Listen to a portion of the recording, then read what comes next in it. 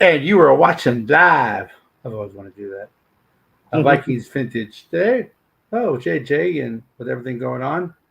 Um, so let's talk Vikings rookie quarterbacks. There really hasn't been that many, so it's going to be relatively short. But we do have some that did start. So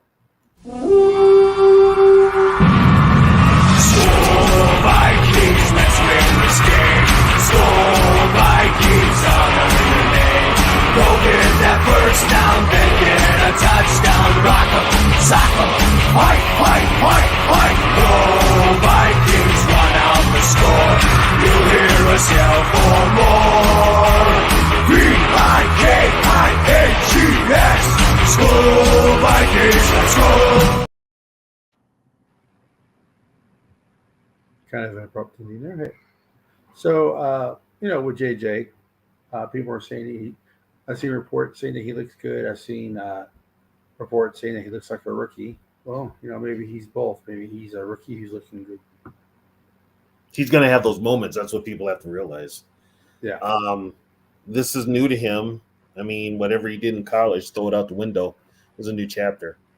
So he's going to have growing pains. And I told people that when I did my Tony's Take this week. Be patient because his team's going to go through some growing pains as a team. And also with JJ McCarthy, should he start. So be prepared, folks. But it's a new era of Viking football. I'm optimistic, a lot more optimistic than I was with the former guy. So, win, lose or draw, I'm still a Viking fan. So, but yeah, it's for the Viking fans out there that are expecting instant success. Temper your thoughts. We'll see what happens. That's all we can do. So if you look at the Vikings history, the only one who really, really, really, when he got drafted, who was supposed to be the day one starter, when you look at that, is Teddy Bridgewater. He's truly the only quarterback the Vikings ever had that when they drafted him, he was sitting, okay, you're the starter. Even though he didn't even start, he was the only one who truly was the starter. Because Tarkenton came in the first game, 61. Right, and Tarkington was also drafted in the third round. Usually, Yeah. if you're drafted in the third round or later, and back then, remember, they had 20 rounds, you weren't even supposed to make the team. So they were expecting, and I know Van Brocklin he was expecting George Shaw, the Giants quarterback, to be the starter for the team. And as luck would have it, it didn't work out like that. So, but yeah, it's, Tarkenton said it himself. He wasn't even supposed to make the team.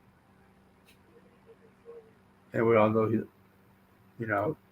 we can make fun of the Bears for their quarterback issues, but yeah, and you know what? They've had quarterback issues since Sid Luckman.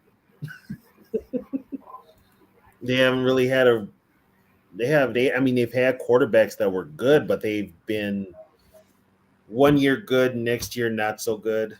Hot and cold. You could say that about got something in my eye. You could say that about Jay Cutler. He was hot and cold. Plus, he was injured a lot. He got injured. He's yes, he's no. Sorry, some people get that joke. So yeah, I mean, for the most part, we've only had 2 rookie quarterbacks actually start for the team. They didn't start the season. The only one that really started the season, you could say, was Tarkenton. Right, because Tommy Kramer sat 2 years. Yeah, Tommy sat 2 years.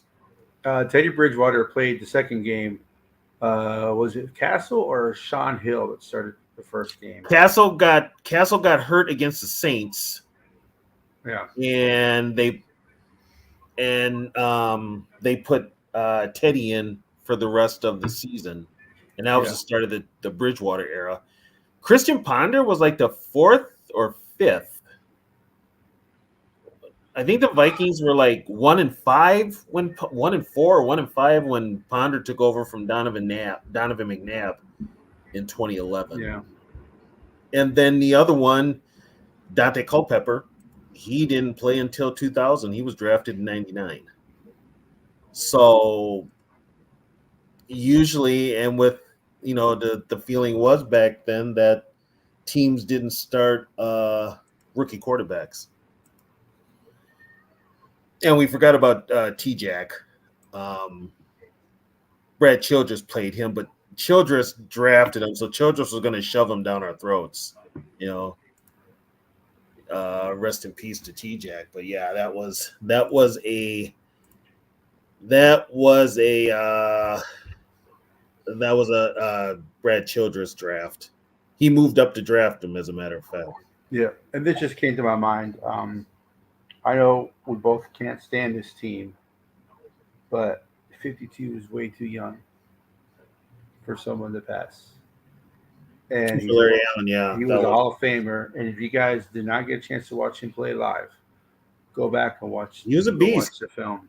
He was a beast. So we are a Vikings channel, but we have to pay respects to Him and Larry Allen and John Randall had some epic battles when they played each other. yeah. They did. They had some epic battles. But 52 is young. It's way too young. Yeah, my dad turned 70. My dad just turned 76 today. Yeah, see, I'll be 58 in October. So Yeah. when somebody, at 52, he's younger than me. We're in the same age bracket and stuff. But yeah, rest in peace to Larry Allen. That's just sad. I think he was on vacation too in He Hawaii. was on vacation too. Yeah, and he was not sick or anything. It was just sudden. So Yeah. Yeah, But, but if you watched any of those, if you watched any of those Cowboy teams in the 90s, those that offensive line was their bread and butter. yeah, He was right there next to Eric Williams on one side, and they had Mark Tuinei and Nate Newton on the other side. So, rest in peace to him. Yeah, Tommy Kramer led the country in passing. His rook 76. That's why we drafted him number one. We were going to need a quarterback, so here comes Tommy Kramer.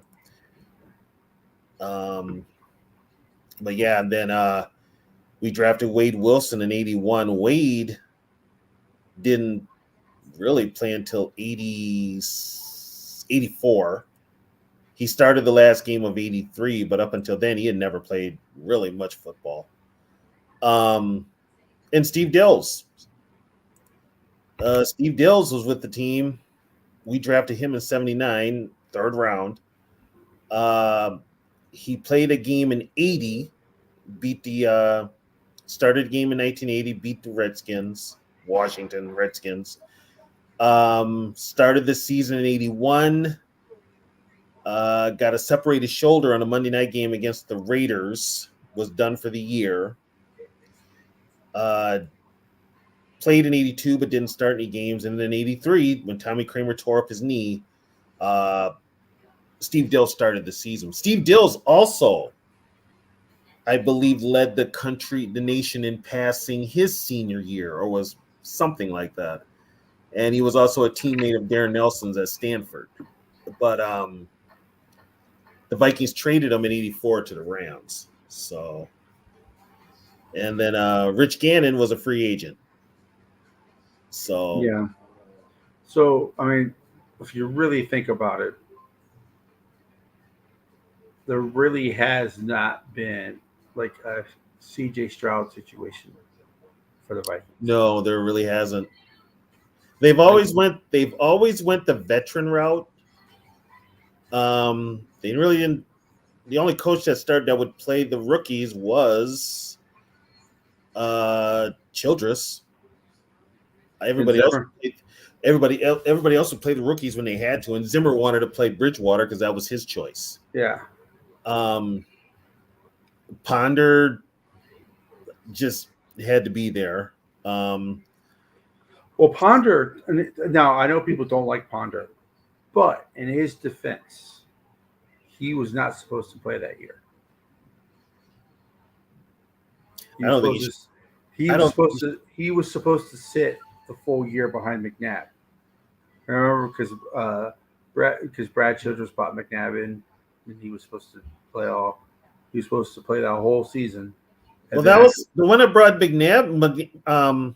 Childress wanted McNabb, yeah, but Childress got fired, and so McNabb ended up signing with the Vikings anyway. And that was Leslie Frazier's first full year, but um, yeah, Childress had wanted him, and the team was moving on from Brett. So, and I think and T-Jack left also and went to Seattle. So, they needed a quarterback. Um, but he shouldn't have been drafted number one. Period. I didn't think he was that good of a quarterback in college. But well, that whole class was not very good. well, the whole thing about Christian Ponder was, remember, the Vikings had the Senior Bowl team. They were the coaching staff for the Senior Bowl, Yeah, and Christian Ponder lit it up at the Senior Bowl. And all we heard about was how smart he was. yeah. How smart? Yeah, don't get me started. I'm just, Yeah. so I mean, so obviously Tarkington will probably be the best starting rookie because even though he didn't start the first game, he came in halfway through the first game and then played the rest. Yeah, I So think he came in like the second quarter, yeah, so he would definitely be number one on that list. which is funny when you think about it because we know that Van Brocklin didn't like Tarkington, and Van Brocklin didn't like rookies. So what's his name had to be playing pretty I don't bad. think Van Brockton liked anybody. No, I don't think he did either. But I mean, what's his name had to be playing pretty bad. George Shaw had to be playing really bad Yeah, for Van Brocklin to yank him like that. and Um, that's kind of how Tarkington was scrambling too that's what he hated. because he said, well, he hated, but also Tarkington didn't know the full playbook yet either. No, so he had to improvise, and he Yeah, played behind a really bad offensive line. This is before. I mean, Tingelhoff didn't show up till a year later, but the only one that stuck around was Grady Alderman, but the rest of the line was just garbage. And Fran said, he made a promise to himself. He was never just going to take a sack and go on to the next play. He was going to keep a play alive any way he could. Um, and he was the first of what is now considered the athletic quarterback. yeah, Tarkington would be really successful in today's NFL more than what he was back then. Yeah, and folks, Tark didn't have a strong arm. Even when he was younger, he didn't have a strong arm. I think what he did was he had rotator cuff surgery. He was a baseball player too at Georgia, and I think he ended up doing something. He was a pitcher, and he had a shoulder injury or rotator cuff. So he was done for baseball, but he could still play football. He didn't have the strongest arm. And that was real obvious when he got older. But even when he was Yeah, young, he didn't have the strongest arm. But yeah, so Tarkington, I guess, would be the only one. He'd be the only rookie that started, we could actually say, from day one because he came in. He didn't start, right. but he came in. And Um, then probably the guy who probably started the next most games as a rookie would probably be Bridgewater. yes. Yeah, Bridgewater started what he came in the third game, and Ponder was like the fifth or sixth game. Ponder's first game was against the Packers in 2011. So, but Yeah, yeah, I know that McNabb was throwing those worm burners, as they say. right. And so yeah, so we'll see what happens with JJ. So it doesn't. The Vikings lost 39-10. Ponder came in and completed 9 to 17 passes for 99 yards. It was announced on Tuesday, October 18th, that he made his first start against the Packers. Oh, was that the Bears game the week before? The Uh, 39-10, was that the Bears? it doesn't say. Just let me see. Let me double check. That's just like a quick hitter on, like when you go on Google, it brings like a quick paragraph. Yeah. Let's see. That's got to be. I think that was the Sunday night game against the Bears, where literally McNabb got run Yeah. off the field. It was the Bears. Following a disastrous start to the season, Vikings under McNabb, Ponder made the NFL debut against the Bears in the fourth quarter. Yep. Okay. The games with the Vikings were blown out 39-10. It was announced on Tuesday the next week that he will start against Green Bay, replacing McNabb as a starter. Ponder's first career pass attempted as a starter, he hit Michael Jenkins on a 72-yard play action pass. 2 plays later, he threw his first career touchdown to the legend Viante Shenko. He's not a legend because of football. I'll just say that. Mm-hmm. And the Vikings were 1-5 at Yeah. that time, and they Yeah. beat the undefeated Packers. No, it says they gave the undefeated Packers a close game. They lost 27-33. Yeah, it was close until the final minute. Right. We had no defense that year. That team was garbage. It Well, they was. pondered to go on that run to get him into the playoffs. So the next year. Yeah, and you honestly have to say, what would they have done if he played that playoff game? Because a week before, he played Yeah. his best game probably of his career against the Packers. So, you know,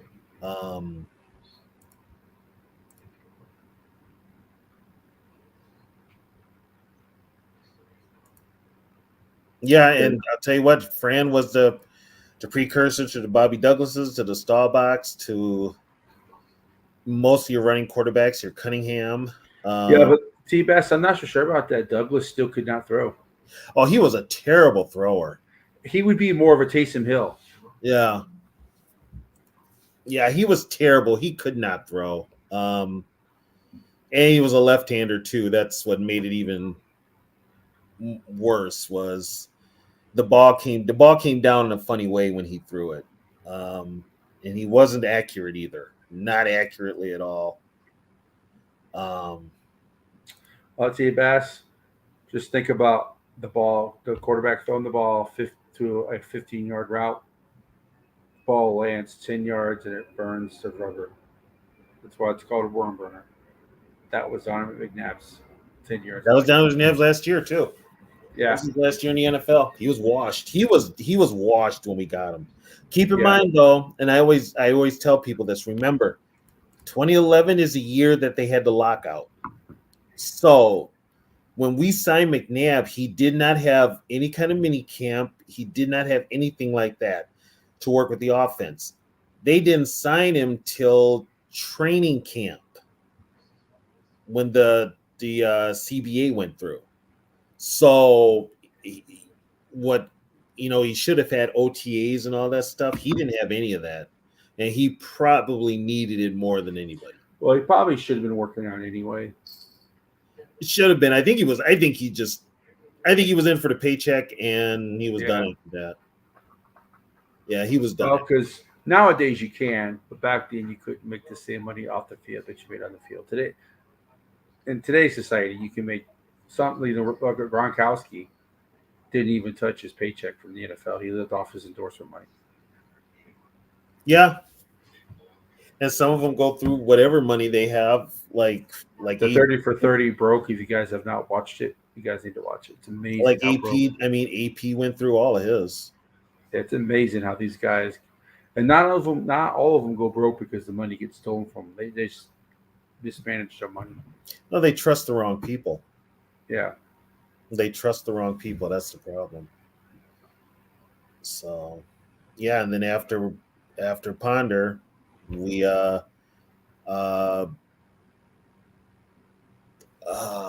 Zimmer drafts Teddy in, what was it, 2014? I think it was 15. Was it 15? What year did they draft Barr? That was 2014, right? Yeah, let me. I think Teddy Bridgewater was because didn't they draft? They drafted two or three people in that same time. They drafted Teddy Well, in the first round, 2013 is when they drafted Sharif, Cordero, and Xavier. right? And then a couple years later, they had two first picks because they traded up to get Bridgewater in the second round. That was 2014. 2015 was who was it in 2015? Yeah, because Zimmer's first year here was 2014, and he had Barr. Yeah, he had Barr. 2014 and 2017, he played for Minnesota. Yep. Who did we draft in 2015? So that had to be.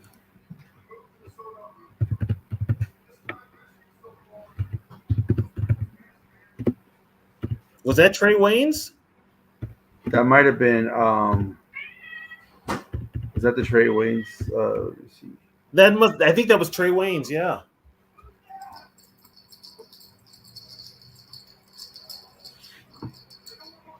Okay, let's see. Trey Waynes was the first round. Okay. Kendricks, Oh, okay. Yeah, Kendricks. Danielle Hunter, Okay. Stephon Diggs. Those are the ones that made the team. Okay. Well, T.J. Clemens made it. T.J. Clemens made the team, but he was awful. And I give TJ a pass because first of all, they knew when they drafted him he was a converted defensive lineman, and then you put him out there. Luckily he had Mike Harris. He had Mike Harris next to him. That helped, but he should have had help there anyway with an extra tight end. If they were smart, they would have did that. When you leave him alone on an island, somebody like that, they're going to get dominated, and he did. You know. I mean, so this is the highest ever pick for a quarterback for the Vikings as well. Is JJ. So they've never picked in the top 10 before. So this was No, the first time they ever picked a quarterback in the top 10 because Culpepper was 11 before that, and Ponder was 12. and put it this way: if And they, Kramer was what, 14, 15? I mean, when you think about it, for this is our first pick in the top 10 in how many years? Yeah. That tells you how good we've been. Peterson was number 7. Peterson was 7.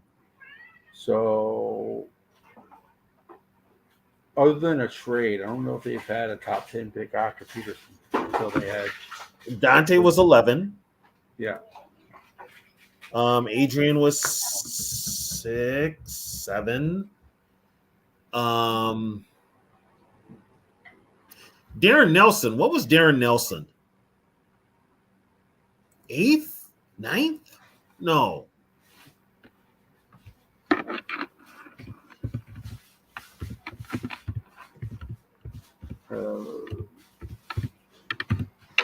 Because even when we were like finishing 7 and 9, we were still out of the top 10. He might have been 11th or 12th. But he was a first running back taken. I remember that much.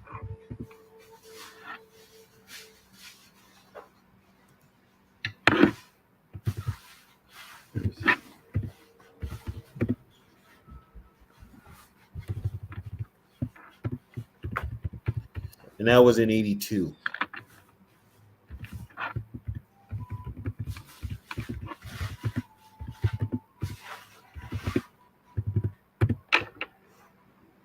So it's hard to say. All right. So let's see how many. So Yuri was 1. Yeah, Yuri was number 1.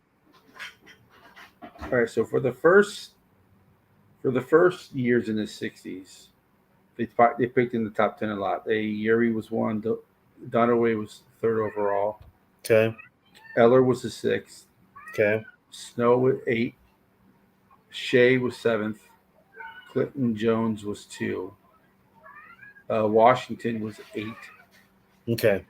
Alan Page was 15. Those three were taken the same year. Ron Yeri was 1. Okay. Tommy Mason was 1 as well. So from 61 to 69, they had their pick except for one in the first round was top 10. They did not have another top 10 pick until 1980. That was Doug Martin. What was Doug Martin, number 9? Actually, no, sorry. Jeff Seaman was 10. That's because they were Oh, in wrong. 72? Yeah. Okay. So from 72 to 80, Doug Martin was 9. They didn't have a pick in 81. Then Darren Nelson was 82. And then they didn't have another. And then 85, they had number 4 pick. What number was Nelson? Nelson was 9. It was 7 overall. He was 7? Yeah. Okay, he was the first running back taken too. He was taken ahead of Marcus Allen. Yeah. And then Dolman was taken 4th overall. Dolman was 4th. And then from 85 to 2002, they did not have a top 10 pick. Okay. They had 2 11s, but they did not have a top 10. Okay. And then that was Bryant McKinney. Okay. And then next year it was Kevin Williams was taken at 9, but he was supposed to be 7. Right, but he's still top 10. Right. And then 2005, 7 overall was Williamson. Oh, jeez. Then Peterson was 7. Okay. Matt Khalil was 4. Oh, Khalil, that's right. We forget about Khalil. Yeah. So since Adrian Peterson, the Vikings have picked in the top 10 twice. Okay. Matt Khalil and JJ. Matt Khalil, Anthony Barr, and JJ. That's it. Okay. All right. Everything else is 22, 18. Trey Waynes was 11. So, Yeah, usually you're either 500 or you made the playoffs, depending. Yeah. That's usually what it means. But yeah, that says something about the team that they're not in the top 10 all the damn time.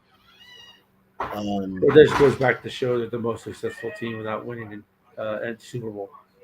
Yeah, they got one. I didn't say championship because we have a championship, but a Super Bowl. They got one of the best winning percentages in the league, but they just ain't got the Super Bowls. Yeah, that's the problem. But so they really don't. I mean, so you have Culpepper, who didn't play his rookie year. So if you look at the top 5 quarterbacks, Culpepper didn't really play his rookie year. Culpepper didn't play at all his rookie year. Tarkington, was pretty much the only one who played his rookie year. Mm-hmm. And then probably Kramer, but he sat 2 years. Kramer sat 2 years. So the top 3 quarterbacks, I mean, they didn't really play. Kramer would have played more in 78 if he hadn't suffered that concussion that everybody literally thought he was dead when he hit the ground. But the only and Bud didn't play rookies, so no guarantee that Kramer would have been a starter anyway. That's why Bob Lee started the playoffs in 77. Do they win if Kramer plays? No. Kramer, okay, after that San Francisco game where he comes back, right? They threw him into the fire. They went out to Oakland and played the Raiders the next week. They threw him right into the line of fire, and he couldn't handle it at the time. He could not handle it. Did he drink before the game? Probably. Because if he didn't, then that's why he couldn't handle it. No, he was a rookie. He was an alcoholic. He couldn't handle it.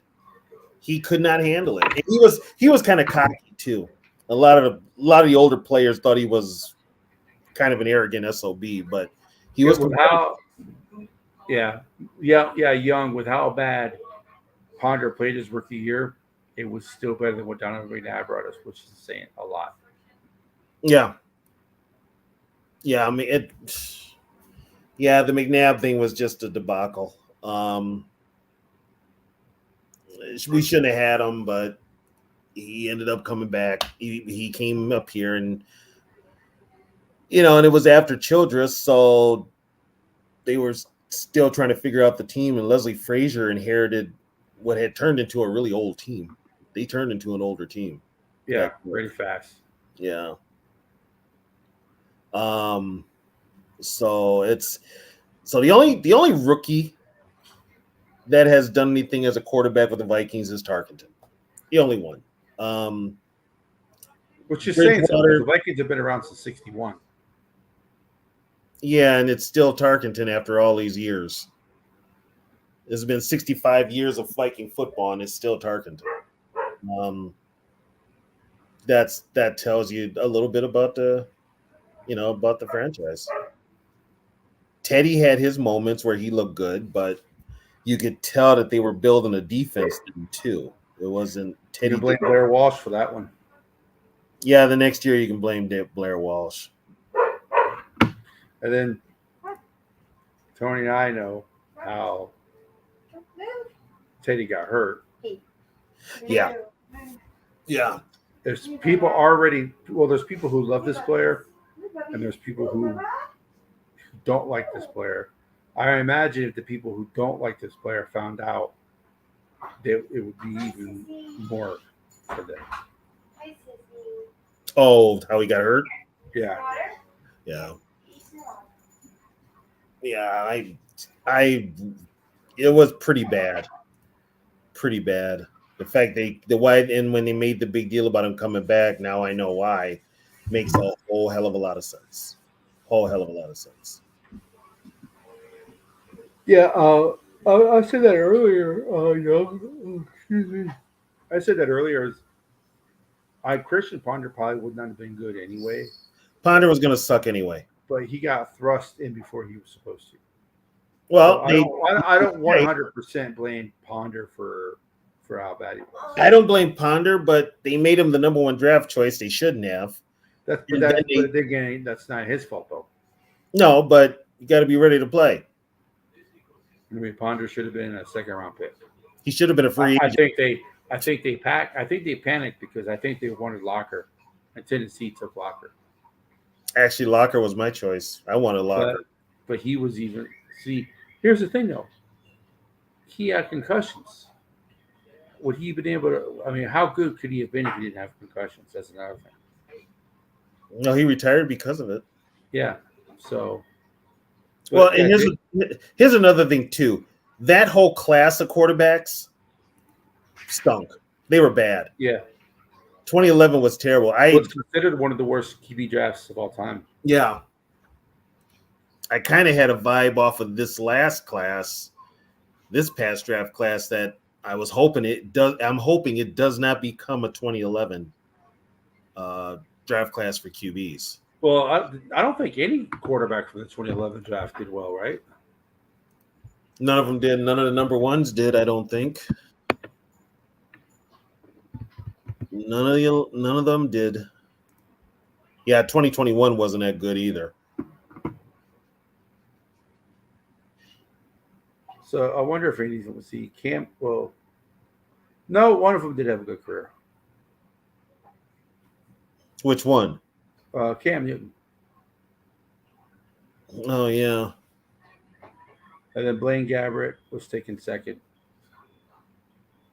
Ryan Mallett. Mallett's out of the league. Colin Kaepernick, Christian Ponder. Andy Dalton was serviceable. Jake Locker.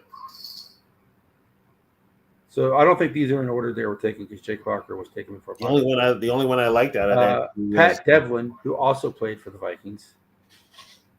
Who? Pat Devlin from Penn State. I think he was a spring training, but a preseason invite from Minnesota. Greg McElroy, the Alabama quarterback. Yeah, he didn't make it. Tyrod Taylor, who's still in the league. Tyrod's still in the league. Ricky Senstill from Iowa. Taylor Potts. Scott Tolzien. He was a Packer. Josh Portis. TJ Yates. Adam Weber. Gophers? Minnesota. Nathan Enderle. Yeah. So those were the guys taken in the 2011 draft. So, a couple of them, 2 or 3 of them. Tyrod Taylor's still hanging around. So, I mean, a couple of them. Hopefully, if this draft class turns out to be that one, hopefully JJ is Cam Newton. I think I want to say JJ's probably got the most upside because he's got the best situation. T-Bass, I disagree. It's a 27-yard field goal. Make the fucking kick. Yeah, that's all you got to do is kick a goddamn football. If you can't make a 27-yard field goal, get the hell off the field. I can make a 27-yard field goal. Jeez, you can find one of the fat offensive linemen that could probably kick a 27-yard field goal. Yeah. As much as I like Peterson, don't get me wrong. And everybody talked about, he shakes your hand. How? If your hands are that strong, why the hell did he fumble? Peterson only fumbled one time in that game. He fumbled 3 times in the championship game against the Saints, but he only fumbled. He fumbled 1 time in that freezing cold game. Yeah, I can see that Tyrod didn't get a fair share. Tyrod's done enough, though. He's done enough to stay employed, so I give him credit there. Hey, I mean, what's his Chase Daniels? I mean, how long was his career as a backup? Forever. And being a backup is one of the best jobs in the world, especially if you're behind a guy who never gets hurt. Yeah. Shaq, he tied for 50-yarders his rookie year, and he didn't do anything after his rookie year. Yeah. He became erratic as all hell. So, yeah. And kickers will do that. They're not they're not consistent. Some are, some aren't. And most of them are head cases. And they're head cases. So, yeah, the only kicker, my high school kicker, was also he was the backup wide receiver. So at least he knew how to play. Our kicker in high school was our fullback. Well, before we actually had my freshman year, we had a girl kicking our extra points. So it's from the soccer team, but the coach wouldn't let her do kickoffs. Right. She would get destroyed. Well, yeah, because they got a bullseye on her, they're going to hit her. Yeah, and she wasn't very big. Right, they're going to hit her. So our corner did kickoffs. So it was kind of funny seeing a guy who runs like a 4.3 kicking off. But hey, yeah. But, so I think Jaron Hall, he did start. Yeah, and promptly got knocked out. So, and he looked promising too. I ain't gonna lie. He looked like he might do something. Got a better arm than the other 2 guys who played, Dobbs and Mullins. Yeah. So we'll see. It's this year. They're gonna roll with Darnold, and I'm fine with it. If the wheels come off, then yeah, put JJ in there. But if you're having success with Darnold, just leave him in there. Just leave him in there.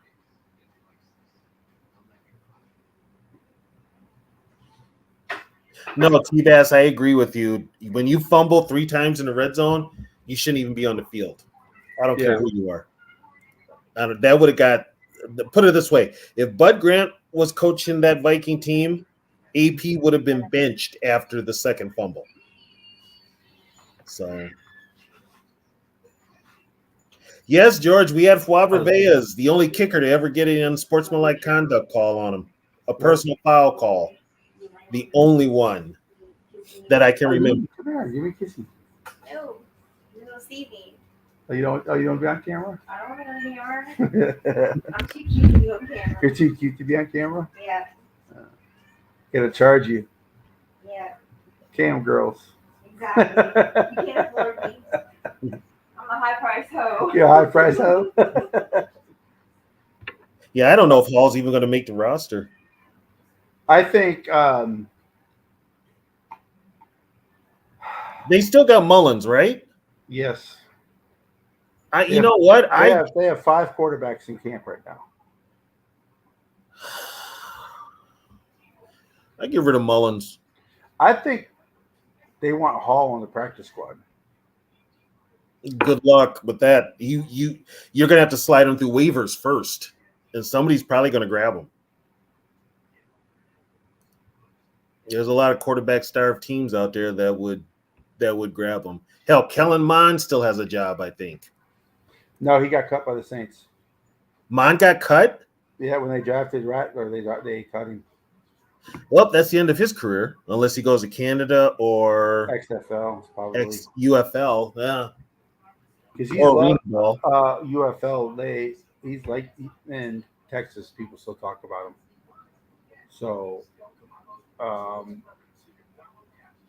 because he went to high school, Texas. Oh yeah, so they're gonna be. And then he played at Texas A&M. So He might end up playing for the San Antonio Brahmas. You know. But here's the thing, though. I don't know if anybody wants Mullins. Well, here's the thing, though. Mullins has been with how many years he's been with Minnesota since KLC's been the head coach.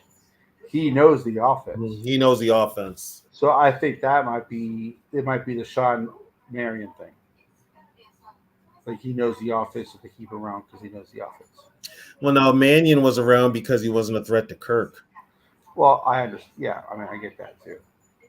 And Mannion being here had nothing to do with him knowing the playbook. It had everything with him not being a threat to Kirk Cousins. Bottom line. That's all. That's the only reason Mannion was here. But if it's a good, it's a good gig, I guess. Yeah, a good gig if you can get it. I mean, never have to play. You carry around somebody else's friggin' books. I mean, shit. All right, so that's pretty much it. So as far as vintage go, that's probably our shortest show ever. Well, yeah, because when it comes to the quarterbacks, it's just Tarkenton and everybody else had to wait. Rookies just never played. Yeah. So we could talk about modern, since we're not doing a show this Friday. We can talk what's happening now. I know it's not Viking related, but I saw Sarah talking about it earlier. Did you see the Micah Parsons comments about Zimmer? I sure did.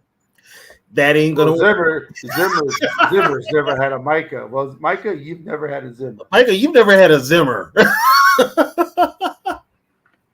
Be prepared now. Micah Parsons will be blitzing the A gaps. Oh, I forgot to tell you guys, there's a new 00 for Minnesota. Her name's Inkiri. She's very agile. She's fleet of foot. She sleeps a lot. But yeah, that's going to be interesting. If he's looking at another payday too. The Cowboys, Jerry Jones is going to have to pay a lot of players. Yeah, he's going to have to pay a lot of players. I think Jerry's getting. I think it's time for Stephen Jones to take over the team because Jerry's kind of getting senile. But where's he? I mean, how much money are you gonna give CeeDee Lamb? Some people are saying that he's gonna give more than JJ. I don't think so. He better not. No, he better not. No. And the same thing with what's his name? There's another receiver who's looking for money too. Not Ayuk, but there's somebody else who wants money, and they're talking. Oh, it's plays in Miami, doesn't he? Well, they're saying that Tyreek Hill wants a new contract, but he's a free agent after this year, so we'll see. But yeah, they want him to return picks, and he won't do it. Yeah, Waddle got paid, but he got paid less. Yeah, he got paid less. I don't think Shedeur is going to. If Shedeur Sanders was not Deion's son, nobody would be saying anything about it. I wouldn't be talking about him. Plain and simple. He's Deion's son. That's the only reason anybody's talking about him. Well, here's now the other guy they got playing, Travis Hunter. I think that's his name. Now he actually is legit, but I don't think Shedeur Sanders is that good. And the problem with Shedeur is going to have an even bigger problem too, because Deion's going to be dictating where he goes.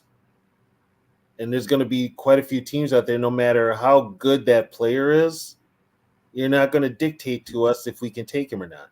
Yes, sir. He has 3 years left in his contract, but his final 2 years are avoidable. Like if the Dolphins want to release. So he wants to renegotiate, most likely. Most likely he wants to renegotiate. Who's the other? Is it yeah, there was a receiver that's in the news that wants to get paid now too, besides Ayuk. Well, CD Lamb, but CeeDee there's somebody Lamb. else too. But Ayuk might get traded. They've talked about there's rumors that he might get traded.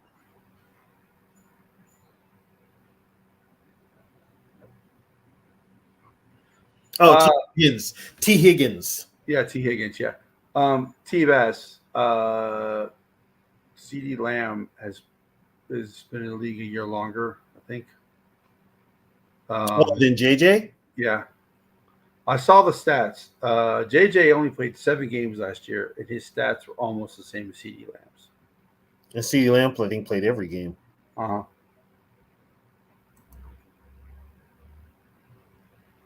So Well, I don't know. I don't know, Shaq. I don't know. I just, from what I've seen from Shador, I don't see it. he might be, and he probably is a smart QB. You got to see how he might, you know what? He might play better if he's not around his dad. Yeah. That's another thing too. He might play a hell of a lot better if he's not around his dad, and if his dad isn't in his ear constantly. I mean, he gets. Well, here's the thing about the Jets deal. You notice it's 4 years.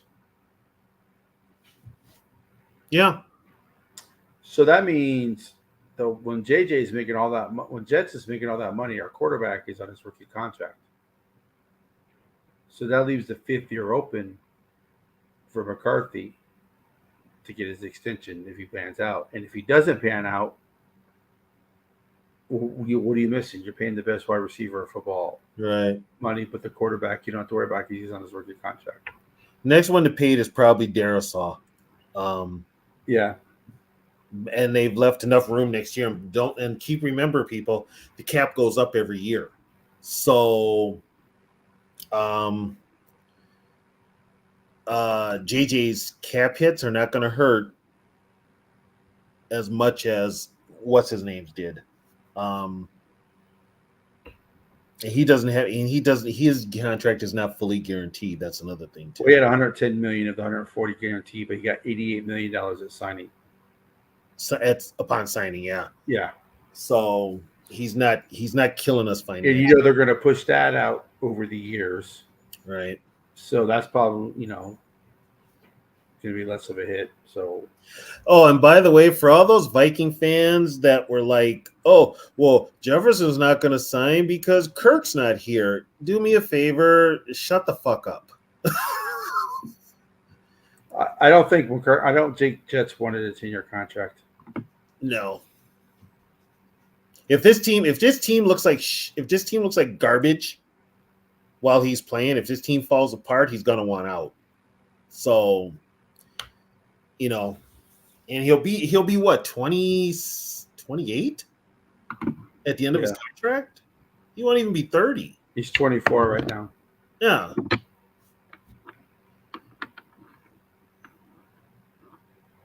So I mean,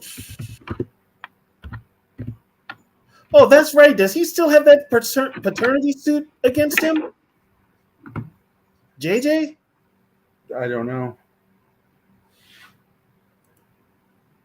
I heard something about that last year, but I didn't hear anything more about it. I did hear something about that. Put up what Sally McCarthy hasn't put up his last post. This is interesting. If you've got Penix taking first team reps with the Falcons, okay. That Kirk era is going to be short lived. I'm hearing rumblings that it's going to be short lived. So CeeDee Lamb and Justin Jefferson were both taken in 2020. Okay. So Jefferson has 392 receptions. CeeDee Lamb has 395. Uh, CeeDee Lamb has 32 touchdowns. Justin Jefferson has 30 touchdowns. How many Uh, games has CD missed? Let me see here. Let me see.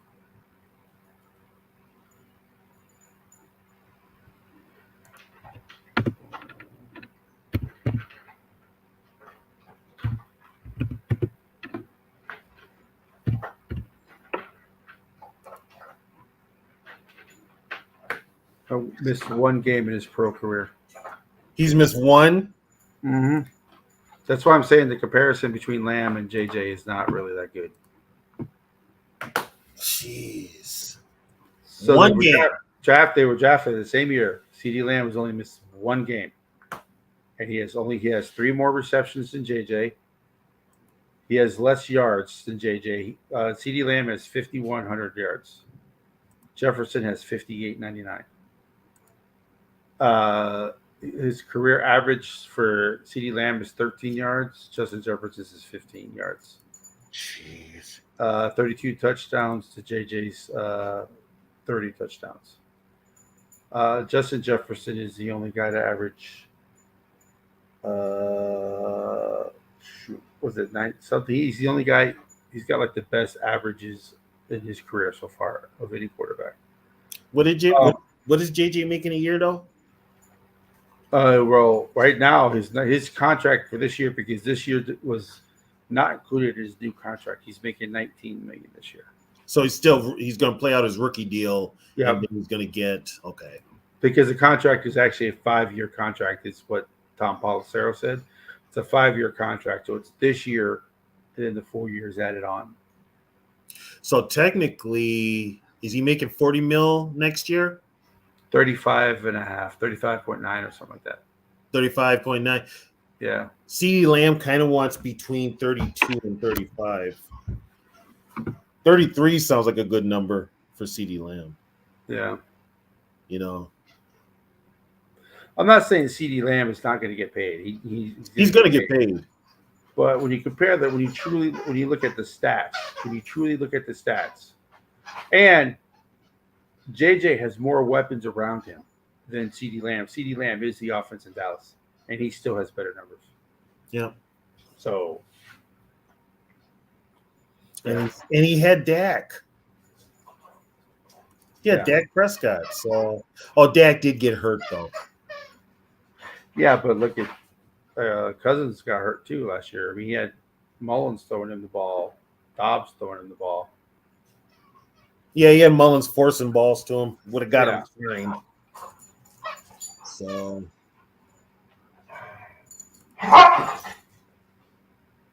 Yeah, it doesn't look like the Cowboys are going to re-sign Dak either. So they're going to be looking for a quarterback also. I think they're going to be looking for a head coach and a quarterback in Dallas. Yeah. Zimmer is the defensive coordinator, but you got to ask yourself, would anybody want to take that head coaching job in Dallas when you've got Jerry Jones looking over your shoulder? Well, I think as long as Jerry Jones is running it, no. I think when Steven takes over, maybe. Steven should take over. But think about it, though. That other than the Packers head coaching job, what other job are you more pressure under? Any of the LA jobs.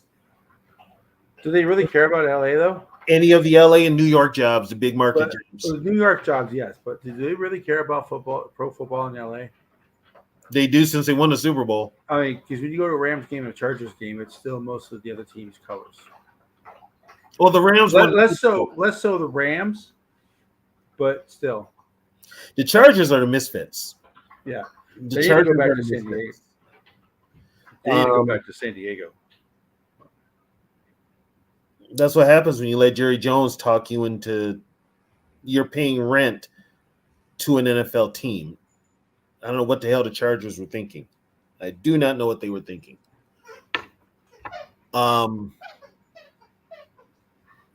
Yeah, it's the New York teams. Any of the big markets, especially New York, you're going to be under a microscope. You know.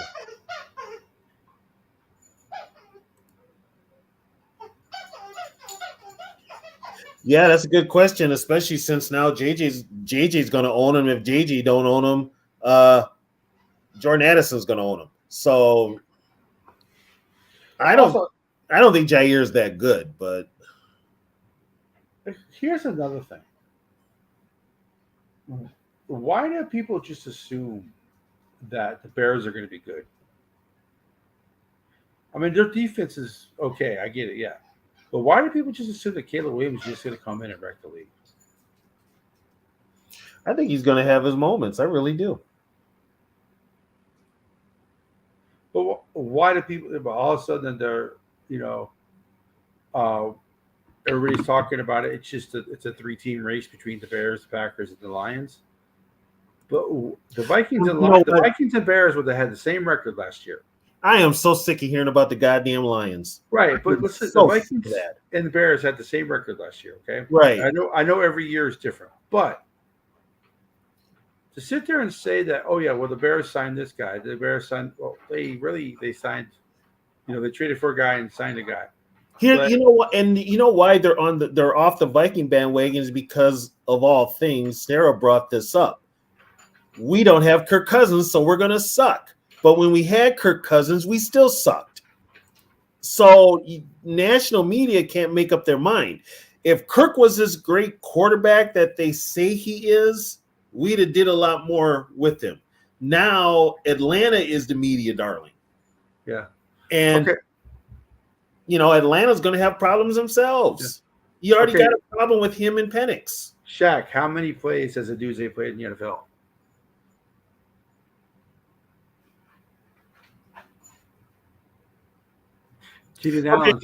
Keenan Allen's always hurt. Keenan Allen's going to be hurt by the 8th game. Yeah. DJ Moore is probably the only one that's going to be. And they had DJ Moore last year. Right. And is DJ Moore as good as Justin Jefferson? No. And Odunze, we don't know. He's a rookie. So that's what I'm talking about. People just assume that they have all these weapons and they're just going to be good. And I'm going to tell you something. They're playing it. When Chicago weather hits, it's a motherfucker. Trust me, we get the same damn weather up here. Caleb Williams, once the weather changes, he's got to prove he can play. And that field gets really bad at Soldier Field. The field. I'm hungry. That's why I'm thinking food. I'm gonna go make a pizza as soon as I'm off the air here. But the field gets really bad late in the year in Chicago. So we'll see what happens. I'm not the biggest Eberflus fan. I don't know how Eberflus keeps his job, but that could be the downfall. Georgia Lions got a good O-line. They do have a good O-line, but I'm not putting them on a pedestal. I'm just not. It's the Lions, Until they're consistently good, then I'll give them credit. But see, yeah, here's the thing, though. You can say this player is good. A lot of people say, "Oh, I know this guy's going to be good. That's why they get drafted." You never know with a draft pick. I'm not saying that Aduze is not going to be good. I'm not saying that. But the fact that he has not taken a snap and people are already talking like he's a Pro Bowler, that's the issue I have. There's another thing, too. There were moments in college where I looked at Caleb and I'm like, yeah, he ain't going to make it. He might have the physical traits. He might have all that. I don't know if he's got the brain. Right. It's hard to say. But we'll see what happens. We don't know. Caleb Williams was the first pick. How many first overall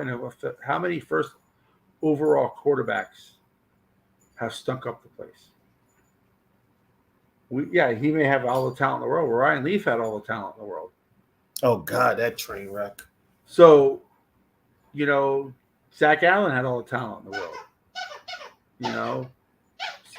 So we don't know.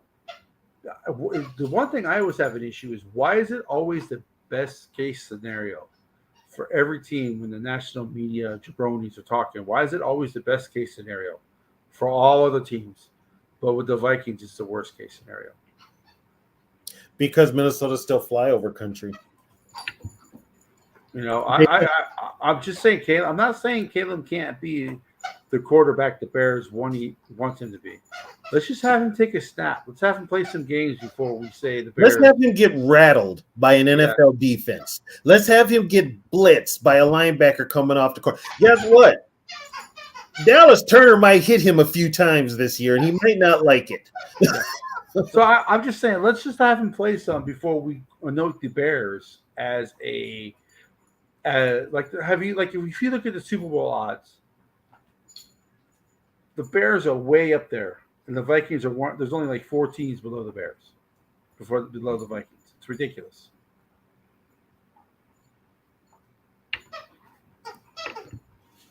Yeah, that's what they're saying, Sarah. Since we lost Daniil, our defense is going to be terrible. Yep, we lost Daniil. I don't know how people can say that. It's weird because you have some guys. All I'll say is those who know, and those are kind of the guys I lean towards too. When you have a guy who is a defensive guy, played in the NFL for more than 10 years, played for the Patriots, played in that Flores defense, and he says that the Vikings defense is going to be better because Flores has his guys, I will definitely lean more towards that than some idiot who never played and just thinks about what's going to happen. And most of you people, they just look at right, because those who know. Yeah. And unfortunately, with the way rules are, you can't play defense like you used to be able to play defense. So guess what? These rookie wide receivers can run across the middle all they want without fear of getting laid out. So, if this was back in the day.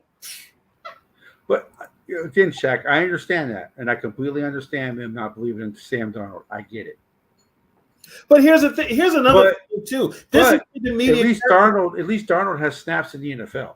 Here's the thing, though. This is where the media contradicts themselves. They call KOC this offensive guru, this quarterback whisperer, and all that stuff. Yeah. Why can't he turn around Darnold? It ain't like Darnold's had successful coaches where he's been. The Panthers are a dumpster fire. They still are. The Jets are a dumpster fire. And the Jets have been a dumpster fire since Tony and I were kids. Yeah. They were actually a dumpster fire with Namath. After they won the Super Bowl, they were a dumpster fire. Yeah. They had one great year. That was it. It's the thing with the media, you really have to take the media with a grain of salt, especially when it comes to Minnesota sports. They don't take us serious. And if we are contending, it's a fluke. And, it's just, if you know the game of football, if you watch these teams and players and stuff, everybody starts 0-0. There's no reason Minnesota can't win the NFC North. It's a different year. We don't know what Detroit's going to do. Detroit's not going to be the same team. Every team's going to be different. Minnesota's going to be completely different because Minnesota's got like a whole new team damn near. I think if Jordan Love plays half of what he played like last year, I think the Packers win the division. Yeah, but here's another problem though. What about Gimpy? Josh Jacobs. I call him Gimpy. He's already they definitely made a mistake getting rid of Josh Jacobs. He's already pulled a hammy. and letting Aaron Jones go. They already made that mistake. Yeah, I mean, that's the whole thing. It's like we don't know. And injuries play a big part. Injuries. What's up, JDT? Injuries play a big part. So we'll have to see what happens. Hopefully we don't have a lot of, and I said barring major injuries, I still say 10-7, 11-6. And they're definitely not going to be 3-14 what Sports Illustrated said they were going to be. Wait a minute, isn't Sports Illustrated out of publication? But I thought Sports Illustrated was like a defunct magazine. I thought they went out of business. From what I understand, the swimsuit issue is like the only thing that really sells anymore. Yeah, and I lost interest in that one But too. well, when they put a man on the cover, I'm sorry. I'm all for equality. I'm all for all that. But the swimsuit magazine has been your top seller since you came out with it 50 years ago, and you're going to put that on the cover when that's not what who your audience is, and that's why it was the worst selling one of all time. I'm just saying. I'm not. To each your own. Do what you want to do, whatever like that. But that's the reason why the mag it did not sell. Right. I'm just but it's just it's um, they're not the only ones who are saying they're going to be bad. They're not people. Other people aren't saying they're going to be 3-14. But other people are saying they're going to be bad. Where the hell did they get 3-14? Because of the way Sam Donald played in Carolina and in the Jets. But I'm sorry, but I'm sorry. Having Justin Jefferson as your top receiver is going Who is he? Who is the offensive genius in Carolina? Who's the offensive genius with the Jets? Nobody. Yeah. And this is what I'm saying, the press is talking out of both sides of their mouth. Yeah. Sarah brought this up too. You say one thing, you give KLC all this credit that he's this innovative offensive coach, but then you turn around and say Sam Darnold's going to suck because he's going to be because of what he did before he got to Minnesota. Come on, Right. Which is it? I can see from the comments. I think some people are misunderstanding what I'm saying. I'm not saying the Vikings don't have the possibility of being the worst team in the division. They do. My issue is that people automatically just think the Bears, who were 7-10 as well, are just going to be so much better without proven players. That's my issue. Right. And here's the thing too. Let's get off. I'm just going to be perfectly blunt here. They should have the warning up here. Now the press is basically sucking Kirk Cousins' dick for some reason. And it's the same guy that for years they said will not win you a Super Bowl. Now all of a sudden he's going to take the Falcons to a Super Bowl? Really? Get the fuck out of here. Oh, there it is. Yeah, I'll put it up. I mean, get the fuck out of here.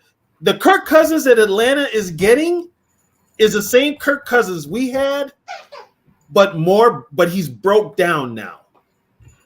He is broke down. And now he's looking over his shoulder because he's worried that Michael Penix is going to take his fucking job. Right. And I understand we lost to Neil Hunter too. I get that. But the Neil Hunter is 30. He's 30 years old. He's getting older. He's been hurt a couple of times. He wasn't getting to the quarterback like he used to. No, and they signed Grenard. Right. So you got Grenard. You got Van Ginkel's hurt. You got Grenard. He was hurt when they signed him, though. Right. You've also got the kid from UCLA. I forgot his name. Murphy. Pace. You've got Cashman. Yep. You've got young corners that are probably, Blackman's already playing with the ones. Sirius XM radio. I listen to that going back and forth to work and when I'm driving around. Jim Miller and Pat Kerwin. Okay. They do a show called Moving the Chains. Mm-hmm. What they do every offseason is they go team by team and then they rank the positions by number. So if your defensive backfield has 25, 30 starts, it's like a number 4. If they have over 300 tackles, it's like a number 7 or something like that. And they go by whatever. So that, and then they base their records when they do the record position off the numbers that they did for the position. So they did the Vikings secondary. They gave the Vikings secondary a 17. The only other team that had a 17 was the Bears. Is that good or bad? What's the highest number? 17 is the highest number. Oh, okay. Yeah, and the Lions got a 12. And the reason why the Vikings got a 17, and they didn't even mention Lewis Cine. So this is everybody else but Lewis Cine. Would you mention Lewis Cine? But basically, what they're saying is that Griffin and Blackman are going to be the starters on the outside. That's what I'm thinking. Murphy's in the corner, is in the slot. Murphy's your nickel. And they said that Griffin was the weakest of the three starters. Really? Yeah. And then you have Booth as the backup, right? Yeah, Caleb Evans as the backup, and they have you still got you've got Jay Ward also. Right. When they mentioned and so they're like, when they look at total starts of your career, they look at total tackles, they look at pass breakups. When you really break down the Vikings secondary, it's not as bad as everybody says it is. We need a pass rush though to help that young secondary. Right. Well, they're doing the linebackers this week. And Tennessee, I think, got a 3. They have mostly rookies. Tennessee is a dumpster fire. So that was the last team I heard today. But yeah, so they're pretty high on the Vikings. And they were not Pat Kerwin and Jim Miller. Jim Miller, of course, played for the Bears. So he was a Bear, yeah. He was a Bear. He calls the Bears the beloved. I get it. Mm-hmm. But he's still fair.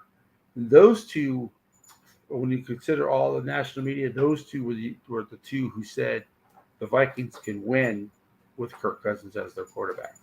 So when they say Kirk Cousins goes to the Falcons and they talk about the Falcons being good because of Kirk Cousins, you can't criticize them because they said he was good when he played for the Vikings. But all these other people, Kirk Cousins can't win in prime time. He can't win the big game. He can't do this because he played for Minnesota. Now that he plays for Falcons and they're calling the Falcons Super Bowl contender because they got Cousins, those people you can fucking say you're why should we believe anything you say? That's the thing. It's like all of a sudden now Kirk is a Super Bowl quarterback. Yeah. People love KOC. They love him. I'm going to be honest with you. KOC has a lot to prove to me. If he is gonna be that coach that we can put faith in, he's got to prove it this year, and he's got to prove it by not having coaching meltdowns and coaching a consistent game. Coach for 4 quarters. His coaching leaves a lot to be desired. His play calling has me scratching my head at times. This year, he's got to run the ball. And what I'm hearing, Doogie Wilson, local reporter, said, he does plan to run the ball this year. More than he did last year. They're still going to throw the ball, but they are going to run it. Oh, my, yeah, JDT, they've got the Falcons winning the NFC. Ain't that a joke? Don't let my girl hear that, but yeah. But they got to run the ball. And KLC's got to stick with the run. So, and like I tell a lot of people this year, the one part of the game that could become big for all the NFL teams is special teams. You're right, Shaq. He did say he was going to run last year. Well, maybe Alexander Madison was the reason why he didn't run as much as he wanted to. Okay, if Alexander Madison was the reason you weren't running, then you as a head coach have every right to bench him and put in another running back. You had Tyson Chandler. Well, they did. Remember though? They did have another running back come in. They had Cam come in. He took over the starting job. Then he got hurt. After Cam got hurt, you could still play Chandler. But I mean, how well did Chandler know the playbook as well? That's another thing. And is Chandler an every down back? I don't know. I just think last year's running game, Alexander Madison, love the guy, love his dad, cool guys. But it's the NFL. You ain't doing your job. He wasn't ready. He wasn't ready to be a running back. He was not ready to be the one. Yeah. He was not ready. I think they got rid of Cook 1 year. Wait a minute, didn't Chandler have a big game against the Bengals? Yeah, Chandler had a couple big games, but I don't know if they see Chandler as an every down back. How can you not? Just saying. I don't. Okay, if you don't see Chandler as an every down back after he plays his ass off in 2 games, what the hell are you looking at? What are you looking at? What are you grading it on? Somebody Explain that one to me. What are you grading it on? But here's the thing with Aaron Jones. Aaron Jones is not gonna like Alexander Madison. If he only got like 5 or 6 carries, I don't think he's gonna say anything. Aaron Jones ain't gonna be quiet about that. No, Aaron Jones will be vocal. Yeah. Aaron Jones will let him know. Like, what the hell did you bring me in here for if you're only going to give me the ball 5 times? You know, something like that. Yep. Yeah, he'll let him know. And he'll let him know during the season in a presser. He doesn't care. He's only here for 1 year. So, yeah, and that's another thing too, Bradbury. I don't know. They're going to keep Blueberry. I don't know why, but according to PFF, he's the best center in the league. Yeah, PFF can suck my left nut and make the right one jealous too. He's garbage. You know. But what? Speaking of Reisner, did you see his press conference? Yeah, I think he moved back because of the restaurants. To be honest, yeah, that's what it sounds like. That's what it sounds like. I think he moved back for the food. I'm not gonna lie, because he didn't say nothing real football wise. He said no. He mentioned a bunch of restaurants, and which now I want to go check out, but he didn't say anything about football. All I heard about was food. Yeah, he talked about coming back and like how this is where he wanted to be in the locker room, yada yada yada yada. He's like, the best thing about being back is all the restaurants and food places I get to go to. You know why he came back? Nobody was. Well, he said that he said he didn't have very many offers.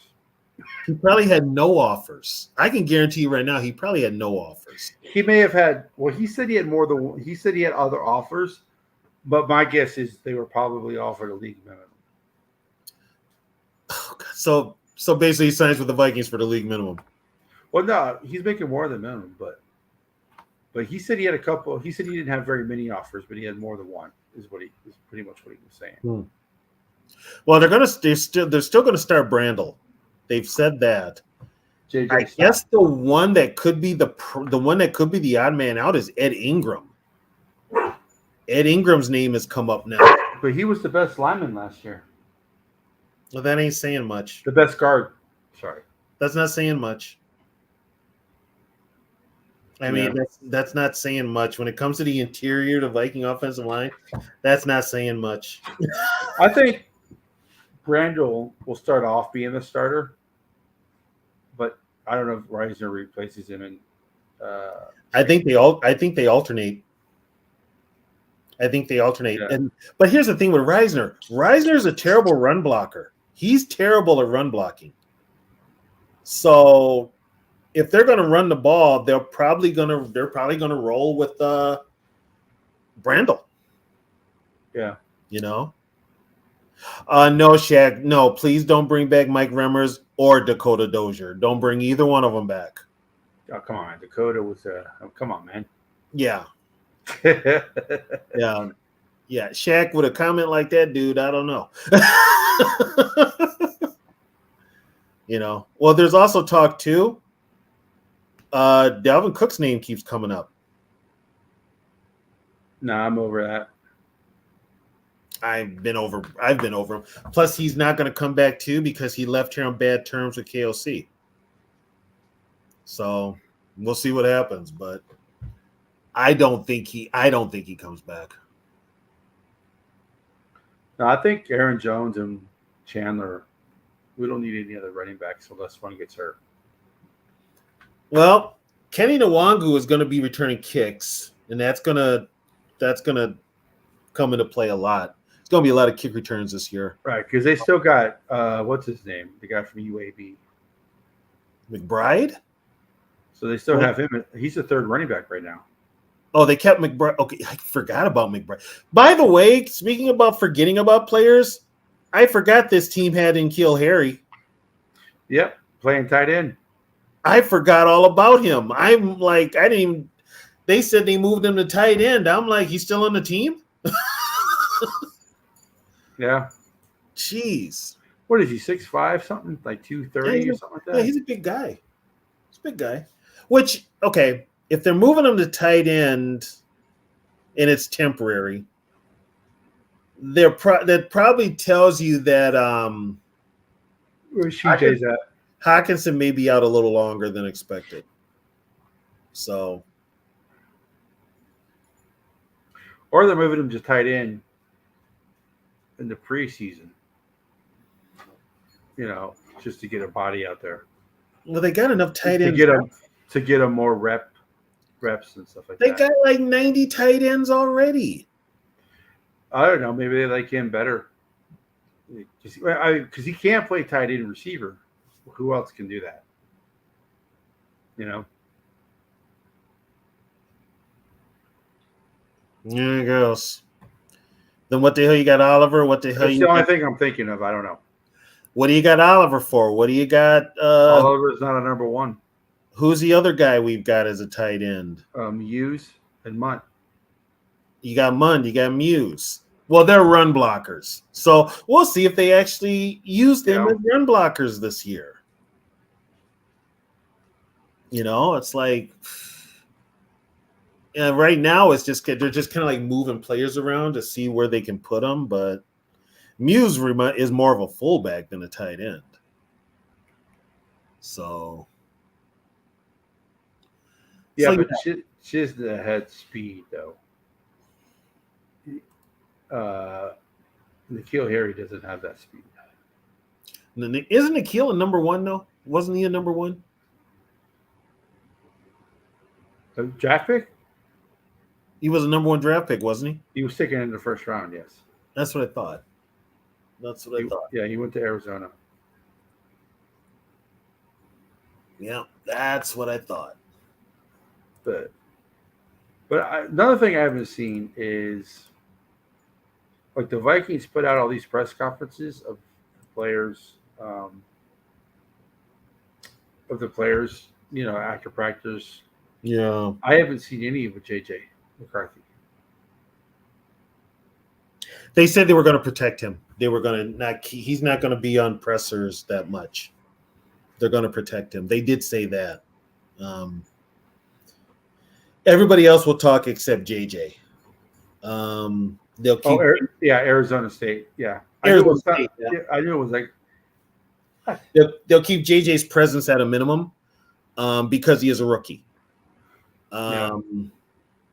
They did say they'll do that, so they're monitoring him. They are, they're not going to push him out there. He's not going to be the face of the franchise, at least not right away. But he'll, they plan on rolling with Darnold. So, George, I agree with you. We need to get one more defensive tackle, an inside guy, a big inside guy. Who knows? Maybe these free agents cut it, but I'd rather have a veteran. I think they're going to wait to cut day. Well, that's already come and gone. No, talk about the preseason cut. Oh, you mean during training camp and stuff? Yeah, after the training camp, the last cut before the regular season, because there's a week. There's a week between the preseason game and the regular season game. They take that week off in between, so you can sign so they can sign free players to get cut from other teams. I think that's what they're going to wait for. Maybe make a trade. Yeah, I think that's what they're going to wait for. Yeah, so I mean, it depends. I mean, see what happens. The preseason schedule is out. The Viking preseason schedule is out. They got like afternoon games in preseason. So, as long as it's on a Saturday, I don't care. Yeah, it's on a Saturday. I think Saturday. One's a Sunday. And I think two of them are at home too. Nope, one is at home. I think we're playing the Raiders at home. The first game, and then we're on the road. One of them's Cleveland, I know for sure. Yeah, I have to watch NFL Plus to watch the preseason games. I'm lucky. I got a Fire Stick. Yeah. So, but yeah, it's I mean, I understand the protecting JJ, but I would like to hear something from him. Like what? Oh, hey, just it's like just because his connection with JJ and Jets and the receivers. Okay, honestly, I don't care.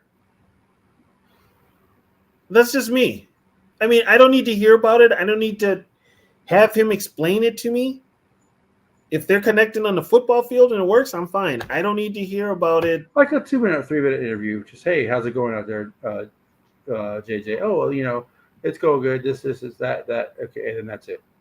See, those interviews do nothing for me. I guess I'm one of those where it's just like, you know what? If I don't hear from the guy, I don't care.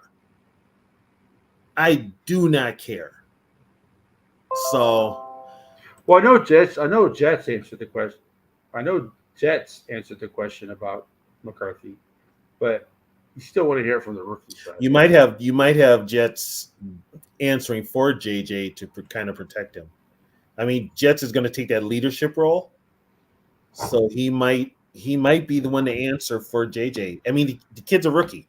Well, I think. Would you consider Jets the main leader on the offense, as far as like the voice on the offense and stuff like that? Because we know Harrison Smith is that guy on defense.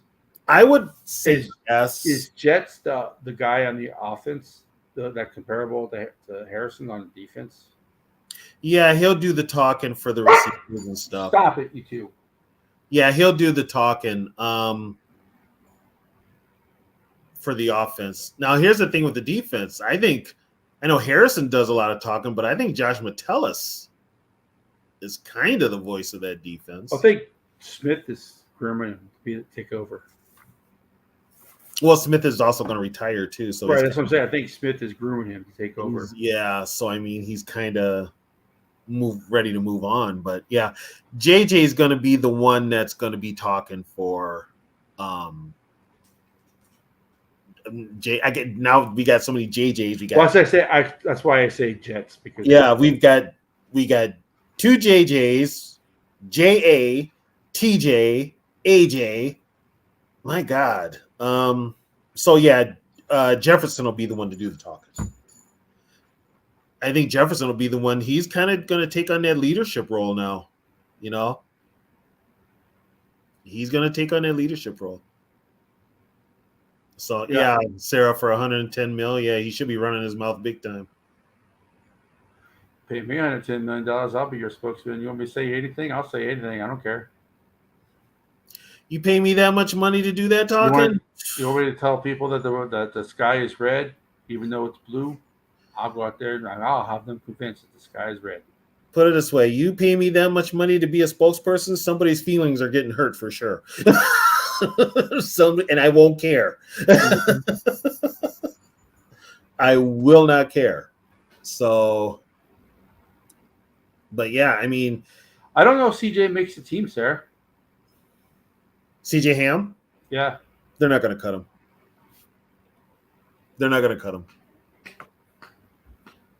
So that's a CJ, TJ, a JJ. You're not going to cut the hometown guy. Yeah, and he's a veteran too. He is a veteran, so you're not gonna. I mean, I don't want them to cut him, but I mean, they're not gonna. If they're gonna run the ball, they need that leading. They need that fullback back there to block, the lead blocker, and he's still a damn good blocker when they run the ball. Matter of fact, you should try giving them the ball on 4th and inches instead of fucking having your quarterback try a fucking. Instead of having your quarterback with chicken legs, do quarterback sneak and having the smallest guy in the field push him. Thank you. So, yeah, I'll never get over that. I don't think any Viking fan will get over that play. Not only did you do it once. Not once, but twice. But twice. Yep, not once, but twice. You couldn't say, "Hey, Oliver, you and Powell switch positions on this play." Yeah, and you got all those damn tight ends. Why didn't you have a tight end in the backfield? Bring in a 6 offensive linemen. Bring it, have them push the quarterback. Yeah, that's why, with plays like that, that's why you question KOC's ability to call plays. He was trying to be too cute. He outthought himself. Yeah, he's like, "Hey, they'll never expect this." It's funny. he got too cute, and it cost him Dobbs because Dobbs had a concussion in Denver. Yeah, he was concussed. So, I mean, I'm going to be honest. I'm optimistic this year, and more optimistic than I've been in recent years, mainly because a certain player is not with the team anymore. So, it's like anything's possible. Could this team be 3-13? Hell yeah. Could they be 14-3? Hell yeah. I mean, could they be in between? Of course. We don't know. They've got to get more turnovers, and if the balls bounce their way, I want them to do something this year that this team hasn't done in a few years, and that's dominate an opponent. Dominate them from start to finish. Don't have a lull between two quarters. Find out week 1. Yeah, it's the Giants. Tell you what. And they play the Titans this year, so the Titans, they should dominate. Right. That game should not even be close. I'll tell you what. You go into New York, and you let Daniel Jones put on a friggin' game of like he did in the playoffs and beat you. You're on a hot seat. You're on a hot seat for the rest of the year. I don't think that's going to happen. I don't either. I think Daniel Jones is a joke. And here's the thing too, McCarthyism. If it doesn't work, this is KLC's team now. If it doesn't work with him, and if it doesn't work with Kwesi's team, they're gone. Because what is it? C.J. Ham, Harrison Smith, the 2 tackles, the center. That's pretty much it. That's it. Well, Metellus. Everybody else is KLC player. They're guys. At Bynum, I think Bynum was drafted by right. So what is that? 5 players, 6 players? Everybody else is a KOC player. Justin Jefferson, but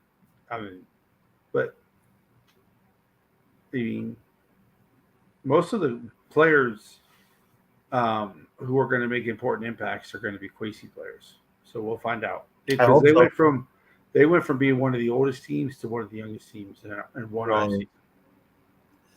I'll tell you right now, it's like Kwesi made up for the last 2 years this year, kind of.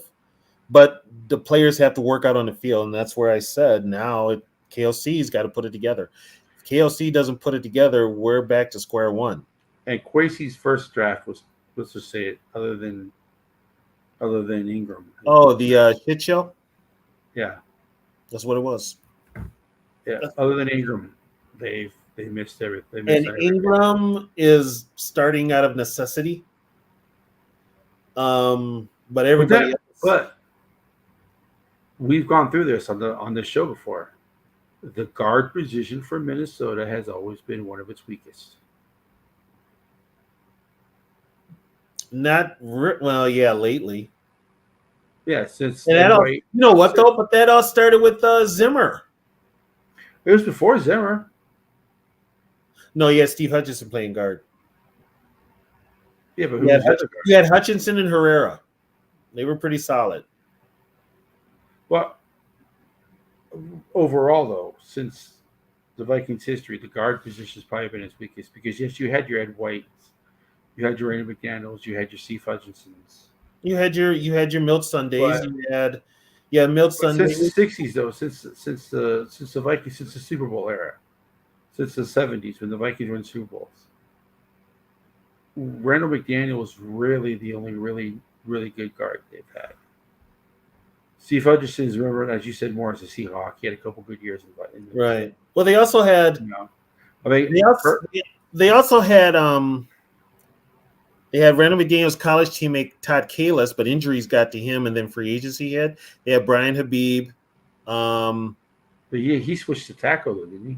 No, he stayed guard. They had Dave Huffman. But when he went to Denver, he played right tackle, didn't he? Nope, he played right guard. Zimmerman was playing left tackle. So I mean, and then they had then when Denny was here. See, when Denny was here, though, he had Randall, but he had David Dixon.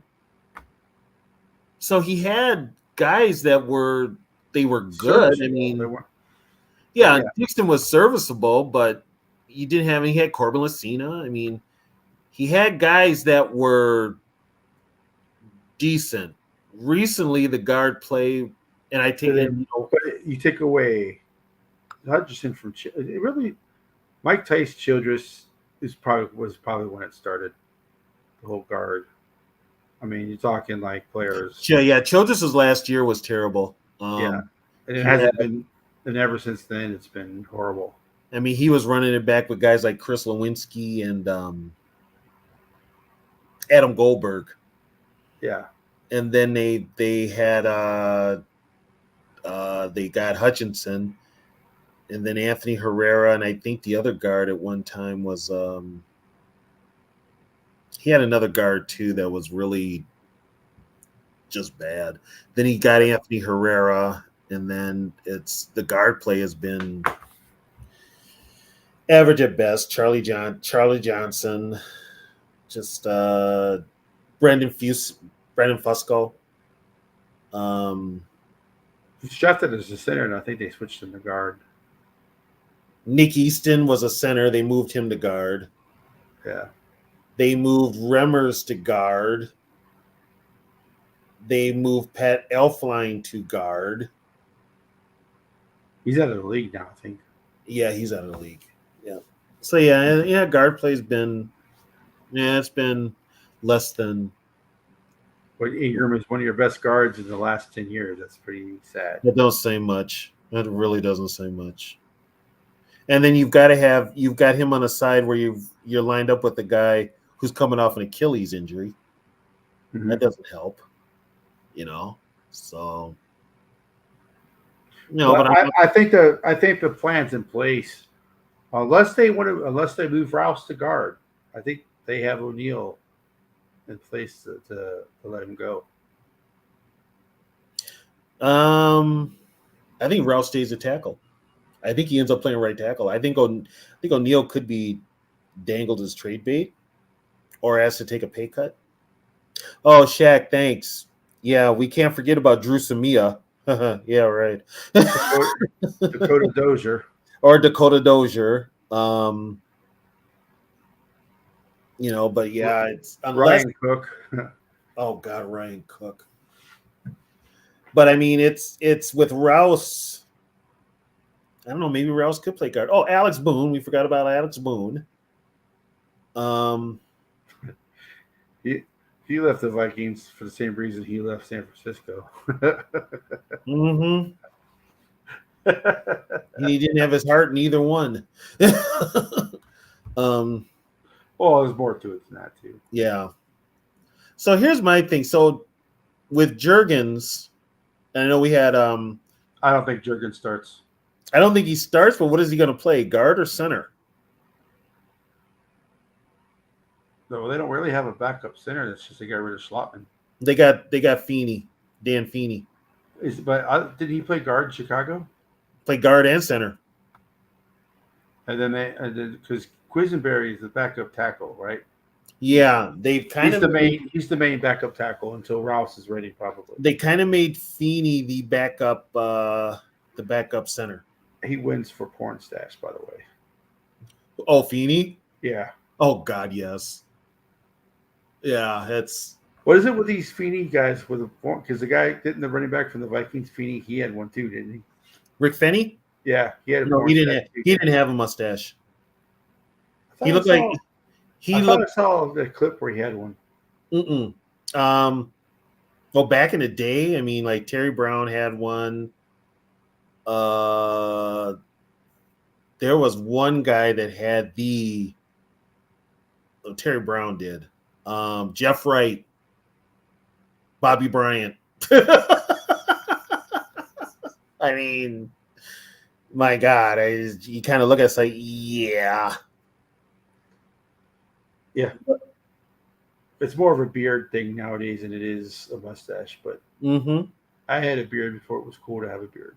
But it's like, I don't know. I shave mine because even after all these years, a beard still irritates my face. So it's I ain't shaving. and I can't shave that much because shaving irritates my face. So it's kind of like, damn. And my wife wants me with a beard. Yeah. So I haven't. I had a beard, full beard, years ago, and then I was just like, you know what, it just ain't me. I've well, the had thing about it is that when you're growing out a beard, it does get to that point where it's really itchy. But Yeah. once you get past that point, some people can't stand the itchiness. But once you get past that point, so but nah. So going back to the quarterbacks, I think if because KOC said that JJ has marks he's got to hit. okay. I think if JJ hits those marks, and let's say the Vikings are 5-4, Darnold's playing great. Darnold's playing good, but not great. And JJ hits his markers. I think they bring him in. So basically, for the playoff push, I basically think the only way he doesn't play is if he really struggles, he doesn't hit his marks, or it's going really, really good. Darnold is playing like the number 3 pick everybody thought he'd play like, and the Vikings are like 10-1. then Darnold needs to come in here and play like Case Keenum did in 2017 for that to So happen. I think that's the only reason JJ doesn't play. Because if the Vikings are 2-8, JJ's going to play. JJ's playing even before they get 2-8. Yeah, I think, but the whole thing is, I think JJ will get snaps in games just to get him acclimated to it. I think KOC might do that. so you're saying like the Vikings are down 14 in the third quarter. He comes out and does a drive. Or they could be ahead. Right. You know, he brings it's there's really no set formula into when to play a rookie quarterback, but you bring them in usually you bring them in if you're getting your ass kicked or if you're winning big. Yeah. You kind of want to give him a feel for the game, like in the middle of a game, and he is a rookie, see what he can do. You know, maybe Darnold struggles in the second quarter. You bring Is that KOC or is that the quarterback because they struggled with Kirk Cousins in the second quarter? that's Darnold's going to get the blame, but a lot of that is on KOC. If Donald has a comeback player of the year award, the Vikings say congratulations and go get your money someplace else. Yeah, he'll get paid. Yeah. Yeah, he's going to get paid. Yeah. He's going to get paid, so then you automatically move on to JJ. But Yeah. JJ's had a year now to sit and watch and learn. And so and I think if Darnold plays average, I think he comes back as the backup. Darnold plays average, he probably still gets a starting contract somewhere. He probably still gets starter money. This is an NFL that they will overpay for average quarterbacks. And there's a bunch of teams out there that will overpay for an average quarterback. Either way, JJ is a starter next year. Yeah. This is a 1-year deal for Darnold. Darnold, this will be either I'm going to get paid next year or I'm going to get paid next year type of year for him. Right. So JJ really has nothing to worry about. I mean, if he plays very well, there's a team in AFC West that could use him. Just Gardner Minshew's their starter right now. The Raiders, that's right. As much as I like Gardner Minshew, Sam Darnold's got more talent in his pinky. You put Darnold in Las Vegas, they're pretty good. Yeah. They're pretty good. Yeah, Sarah, you're right. Look at Kirk. I mean, and Kirk's going to be a little paranoid looking over his shoulder, too, because he's going to get – first time he screws up, he's getting benched. So – but, yeah. No, I don't think that's going to happen. No, it's JJ's team. This is maybe after his third year, if he's really bad, then yes, they won't pick up his 5th year option. I could see Right. that if he doesn't play well. But Of course, he hasn't signed yet either. yeah, McCarthy's going to be the quarterback next year, no matter what. That's the way I look at it. This is McCarthy's team.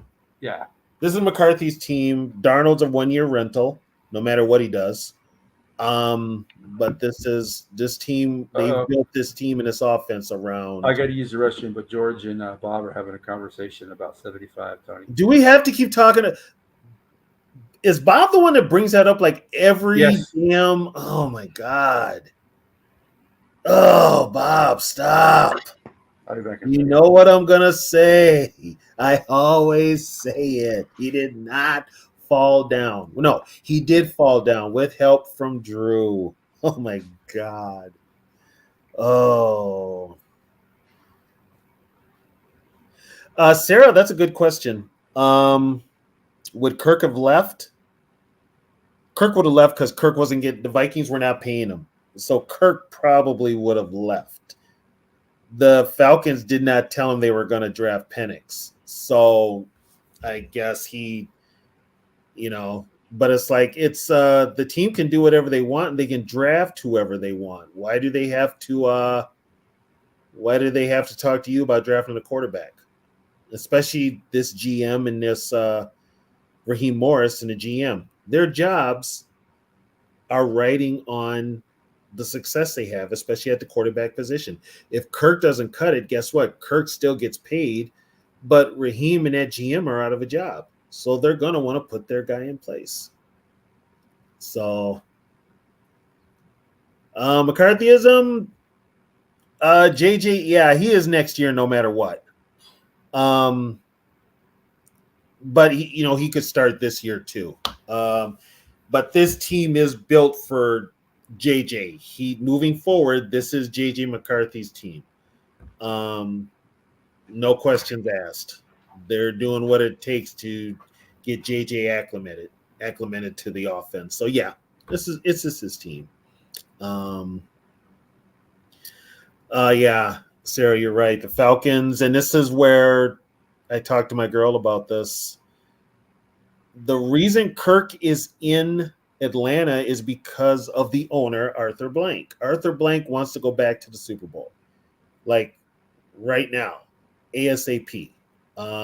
He's up there in age, and he wants to see the team in the Super Bowl, and he wants them to win it. So he basically told his management, pay Kirk Cousins, pay him what he wants. And they worked out a deal for him, and now they're kind of stuck with him. Well, it's 2 years guaranteed, but thank God the Falcons took him because they can have that headache now. And now he's going to be a bigger headache because he's going to be paranoid about Michael Penix. So I know, Sarah. I know. A lot of people think Kirk is a Super Bowl quarterback. I'm like, what the hell are you seeing that I'm not? There's nothing that says Super Bowl quarterback in his resume. Not a damn thing. So, but that's the way it is. So yeah. So I will say, I agree with Sarah. I'm right there with you.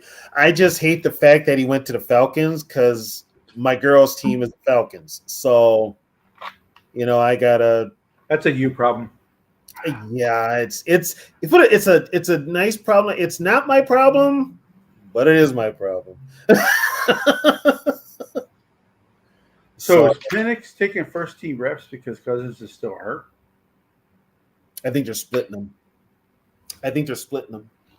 Raheem Morris wants to get, he wants to get a good look at Penix, see if he can do it. He knows Kirk can do it, but the thing with Kirk is he's coming off that Achilles, and he's not the most athletic guy in the world, and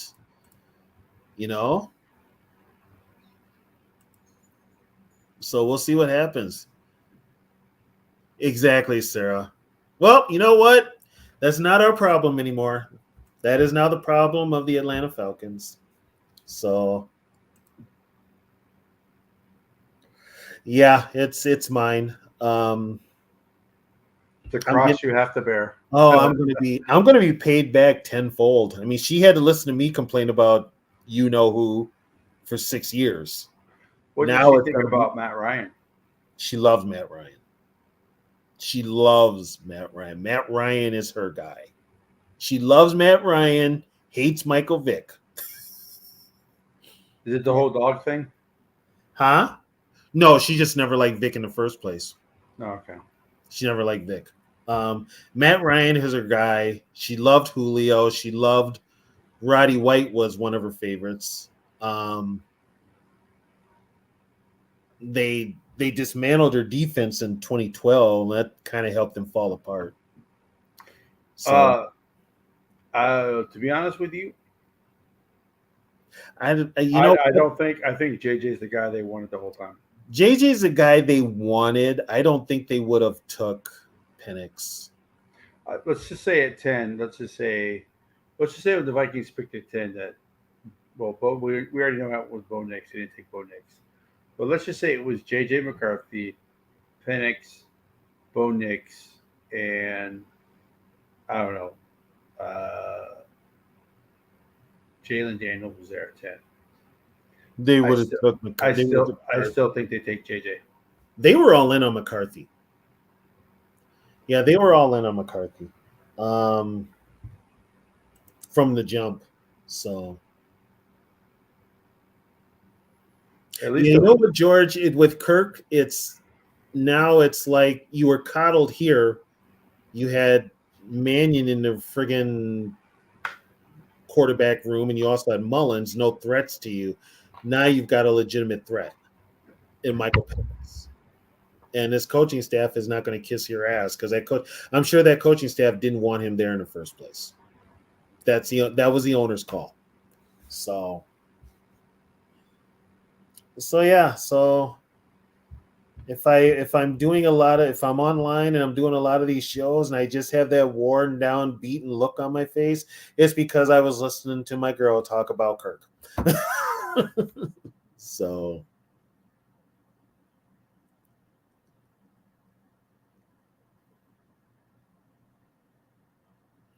I think McCarthy was plan one altogether. McCarthy was plan one. Herbert was never going to come here because you were trying to get a quarterback on a rookie contract, and Herbert's got a bunch of guaranteed money coming up. So they were never gonna trade for Herbert. The whole neighbors thing with New York and the Giants, I don't know if that was a smokescreen or not. Don't know how serious the Giants were. The Jets were never going to take him, which is kind of ironic because both New York teams think they got over on the Vikings in this year's draft, when in reality it was you didn't get over anything. I mean, Neighbors is catching passes from Daniel Jones, please.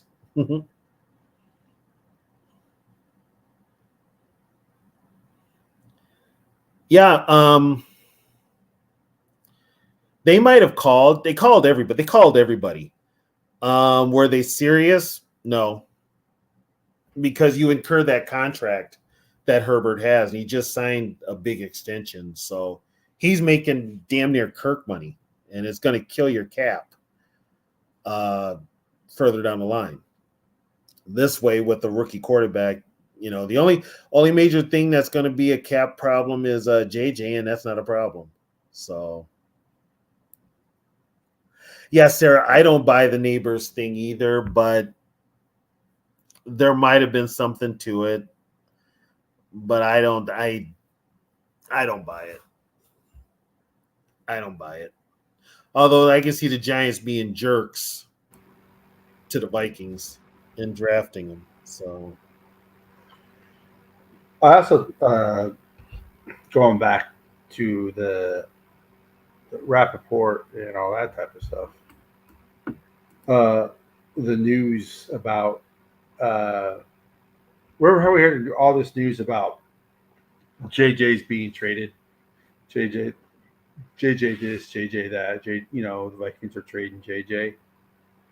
That from what it sounds like somebody heard that someone contacted the Vikings about trading JJ, and they said, "Well, if someone's contacting the Vikings about trading JJ, I guess that means he's getting traded." Well, I think it was he was it. I think it was Rappaport. Pretty much said every time someone called to talk about trading for JJ, they shut it down immediately. Schefter said the same thing too. Yeah. Yeah, it was Schefter. Sorry. Yeah, Well, Schefter. Schefter, he pretty much said they shut it down immediately. That they were never trading JJ. So I'm assuming that's why you can't believe rumors because someone probably heard that someone called the Vikings to inquire about JJ, and they ran with it, saying, "Oh, the Vikings are trading JJ." So now give me 1 second. Yeah, they put the rumors out there during the draft and to see what the interest is. JJ wasn't going anywhere. He was going to be a Viking. The Wilfs were not going to let their main attraction, as far as ticket sales go and marketing, leave this team. So they were going to pay him. He's now the veteran. So the neighbors thing. See, that's the whole thing. I don't know how the Giants got into the whole quarterback discussion anyway. I know Daniel Jones sucks, but it sounds like they're going to run him back with Dabble, and if it doesn't work this year, they're both gone. So, it's but pre-draft, there's always rumors, there's always stuff being said with players moving around, but I think that neighbors was trash. Yeah, and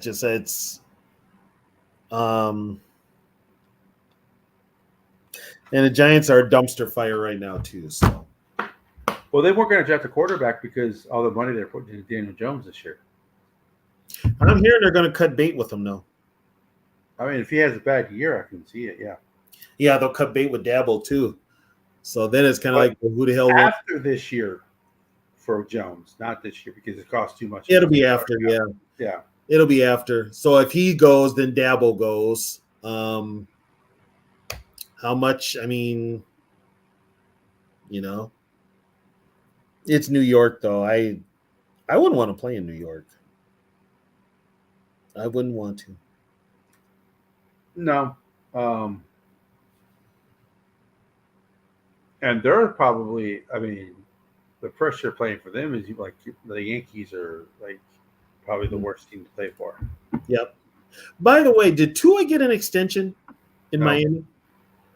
He hasn't got one either, has he? No. Yeah, by the way, speaking of the Yankees, the Twins look like a fucking AAA team going against. I didn't watch it. Yep, I did not watch it. So that is the one thing about Dumatel, is that he made the Giants sign Jones. Yeah, I hope he got some of that money from Daniel. I hope he got, because if it wasn't for Donatel, Jones wouldn't have got paid. Yeah. He would not have got paid. Well, Kat, should we wrap this up? Yeah, we're at 2 hours. Okay. Still a 2-hour show, and the subject was actually really short. Well, we only talked 40 minutes. Right. On the actual topic itself. Right. And then we, opened it up to questions in the chat, Mm-hmm. But, yeah. So we'll definitely have more. If you guys have any ideas for a vintage show, let us know. You can hit me up at the YouTube channel here, or you can go to Catch 80. There's no TYA on X. It's just Catch 84. So if you have any questions, also contact Sarah too.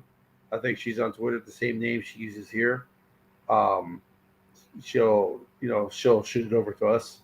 I'm on Twitter, X, Purple Jersey Guy. That's my handle on Twitter. So I can take suggestions there. So, And you also have 2 Facebook pages too. and I have 2 Facebook pages. I have my main page, Tony Bell, and then I also have Minnesota Vikings 24/7, 365. You can give me show ideas there. But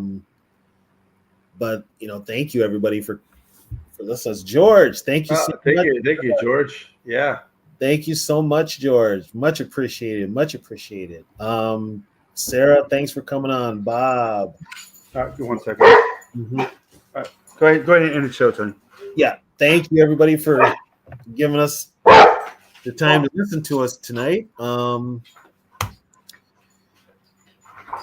If you are you should be excited. It's a season of optimism. New season, new team, basically. Yeah. It's doing the same thing. It is my show real quick. a reason for optimism. I'm excited. And if All right. everybody that's listening to me knows that I was not always excited, this year I am. So. Sorry, my maintenance guy's here. My hot water here is leaking water. Oh, okay, no problem. So, all right. Thank you guys for joining our show as usual. We appreciate it. And Have a good night, everyone. have a good night. And we may do a show Friday. We'll let you guys know. We don't know yet.